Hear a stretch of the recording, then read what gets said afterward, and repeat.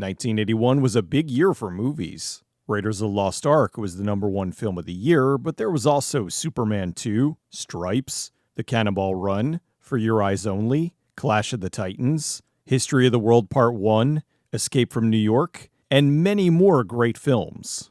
However, some of these films did not get the appreciation that they deserved at the time. Here's 5 films from 1981 you may have missed or forgotten about. Thief. Thief is a neo-noir heist film written and directed by Michael Mann. This was a big deal because it was the directorial debut for a guy who would go on to be one of the most respected directors of his time. Mann would go on to win 2 Primetime Emmys, 4 Oscar nominations, 2 Golden Globes, and a BAFTA award. Thief was a movie that accentuated the kind of film that would become what the director was known for: stylized crime movies. Movies like Manhunter and Heat. He also produced and helped to create one of the most influential TV series of all time, Miami Vice. Thief was about an ex-convict, Frank, played by James Caan. After getting out of prison, he builds 2 successful businesses, but is still a jewel thief. After a heist gone wrong, Frank investigates who is responsible for a backstabbing that caused his friend to be murdered. The movie's filled with all sorts of twists and turns, brilliant directing, and Caan absolutely delivering an A+ performance. Thief also has an absolutely amazing score by Tangerine Dream. The movie was released on March 27, 1981, and made a little over $11 million in its theatrical run. The movie received almost all positive reviews. In a rare moment where I agree with him, Roger Ebert said that Thief was one of the most intelligent thrillers he had ever seen. While theatrical audiences didn't rush to see the movie, it steadily grew a following thanks to being repeatedly shown on cable. It's now considered a classic and showcases many of the strengths that Mann has since used in his other, better-known films. Just recently, in March of 2025, the film was released in 4K by Criterion. The movie's currently available for streaming on Amazon Prime. Knightriders. Knightriders is an action drama written and directed by George A. Romero. While Romero is largely known for his zombie movies, he also made an assortment of very solid, not zombie movies, like The Crazies, Martin, and The Dark Half. Knightriders is quite an oddity, but still a wonderful film. It's about a group of modern-day knights who travel the country and joust on motorcycles. They're actors in a medieval reenactment troupe that are trying to keep their family-like dynamic alive while dealing with pressures from both inside the group and out.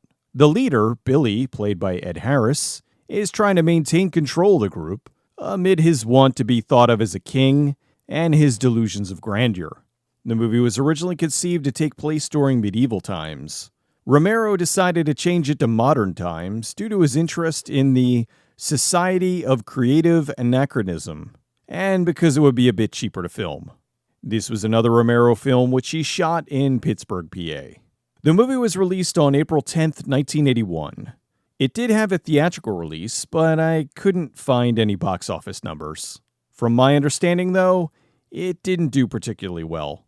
It's possible the film may not have resonated with audiences due to its 2.5-hour-long runtime. I think some weren't really interested in the idea of a film about Ren Fair folks traveling by motorcycle for that long. Although really, it's more than that, as people later discovered. The movie received positive reviews, but I know most people never even heard of it until years later. Even me. I never heard of this film until the mid-2000s, when I found a VHS rip online. Since then, it's been restored on Blu-ray by Shout Factory, which also brought it to more people. Knightriders is currently streaming on Amazon, Fossum, and Pluto. Ms. 45. Ms. 45 is an exploitation revenge thriller from director Abel Ferrara. The movie is a brutal rape revenge film, where a young woman is repeatedly attacked, which causes her to become a spree killer that targets evil men.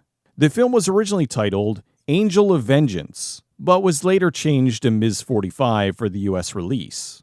It's a vicious, mean-spirited film that came on the heels of other character-driven revenge films like Thriller, Taxi Driver, and the original Death Wish.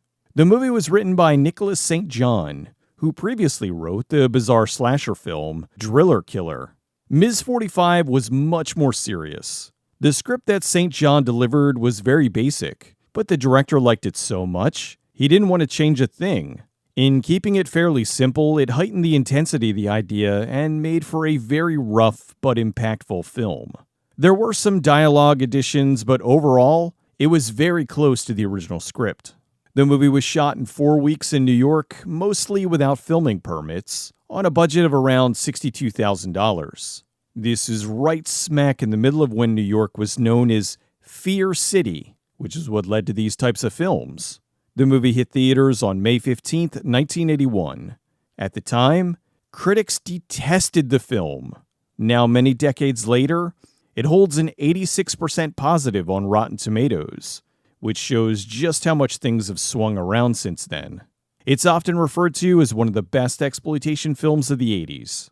The movie was remastered for its Blu-ray release by Drafthouse Films in 2014, but that's now out of print. However, the film's been picked up and further restored to 4K by Arrow Films, with a release set for late October 2025. Ms. 45 is available to stream on Roku and Fawsome. Looker. Looker's a sci-fi thriller written and directed by Michael Crichton. The name stems from a slang that was popular at the time. She's a real looker, referring to attractive women, as in someone who is nice to look at, often referring to models since that was what their job entailed, being looked at. The movie was about a string of female models who were murdered after having plastic surgery. They all went to the same doctor, which makes him a suspect. The film focuses on the media's role in creating a ridiculously high standard of what is considered beauty and the impact that causes on the public's perception. The movie was released on October 30th, 1981. It drastically underperformed, making $3.3 million on a $12 million budget. Critics trashed the film, calling it an intriguing premise that was boringly mishandled. The movie was overlooked at the time, but in the years that followed, it slowly gained attention. It also is, believe it or not, a genuine first in film history.